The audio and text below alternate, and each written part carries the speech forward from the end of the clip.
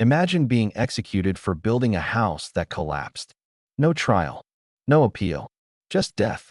That was everyday justice nearly 4,000 years ago, and honestly, some people today think we need to go back to it. The Code of Hammurabi is not just some dusty relic sitting behind museum glass. It is one of the most sophisticated legal documents ever created by human hands, and it was written in 1754 BCE by a Babylonian king who understood something that most modern governments still struggle with, that without written law, power will always protect itself. Here is what most people never tell you. Before Hammurabi, laws existed, but they were oral. They lived in the memory of priests and kings, and whoever remembered them could change them whenever it was convenient. Sound familiar? Hammurabi changed everything by carving 282 specific laws into an 8-foot-tall black diorite stone pillar, now called a stele, making it impossible for any ruler or judge to quietly rewrite the rules in the middle of the night. This was revolutionary. This was radical. And this was done in ancient Mesopotamia, in what is now modern-day Iraq, long before Rome, long before Greece built their democracies, long before the Magna Carta was even a thought in anyone's mind. The stele was discovered in 1901 by French archaeologist Jacques de Morgan during excavations in Susa, Iran. It is currently on display at the Louvre Museum in Paris, and it is one of the most visited artifacts in the entire world. Over 9 million people visit the Louvre annually, and this stone stops almost every single one of them cold. Now here is where it gets controversial. The Code of Hammurabi operates on a principle called lex talionis, or the law of retaliation. An eye for an eye, a tooth for a tooth. And before you dismiss that as barbaric, consider this. That principle of proportional punishment is still embedded in legal systems across the world today, including in the United States, where the concept of punishment fitting the crime forms the backbone of sentencing guidelines. But here is the part that makes people deeply uncomfortable. The code was not equal, not even close.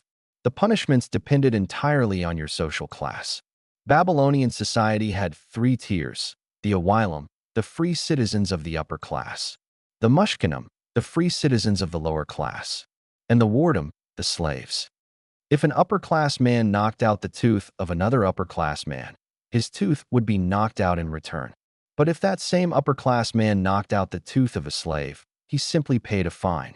Same crime, completely different consequence based on who you were born as. Now tell me that does not sound strangely familiar in 2025. Law 229 stated that if a builder constructed a house and it collapsed, killing the owner, the builder would be put to death. Law 230 went even further. If the collapse killed the son of the owner, the son of the builder would be executed. Not the builder himself. His son. That child paid the price for his father's negligence with his life. That single law tells you everything about how ancient Babylonian society viewed family, responsibility, and collective guilt. Now let us talk about something that rewrites history as you were taught it. The Code of Hammurabi is often called the first written law, but that is not entirely accurate, and this distinction matters. The Code of Urnemu, written around 2100 BCE in Sumerian, actually predates Hammurabi by roughly 300 years, making it the oldest known written legal code ever discovered. Hammurabi's code, however, was far more comprehensive, far more detailed, and far more influential on the civilizations that followed. It covered everything from trade, contracts, and wages to divorce, inheritance, and the rights of women. Yes, women had rights. In 1754 BCE, women under Hammurabi's code could own property, engage in business, and seek divorce under specific circumstances.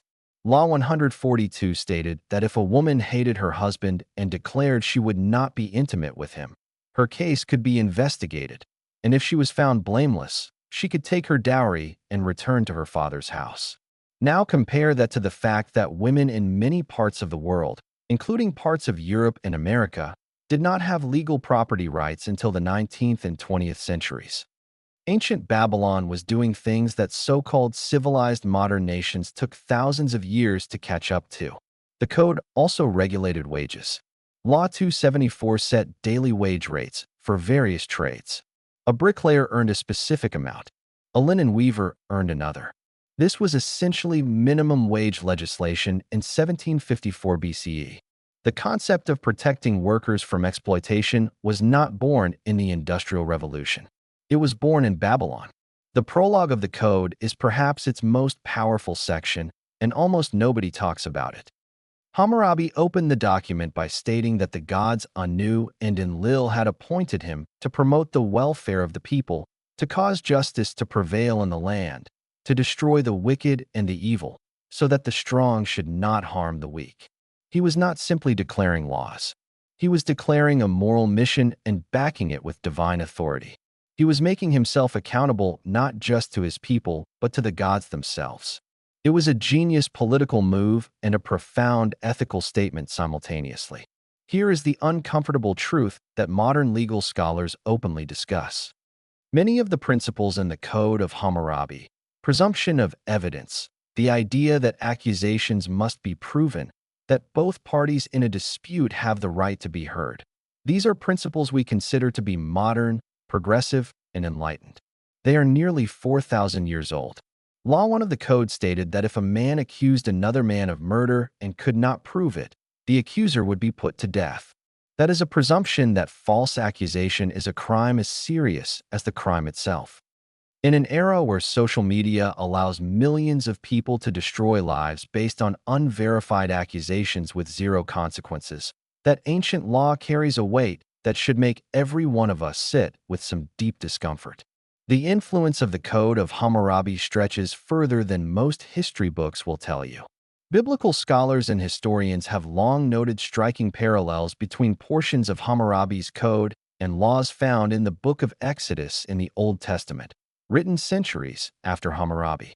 The similarities in structure, language, and specific statutes suggest that ancient Hebrew law was influenced by or in conversation with Babylonian legal tradition.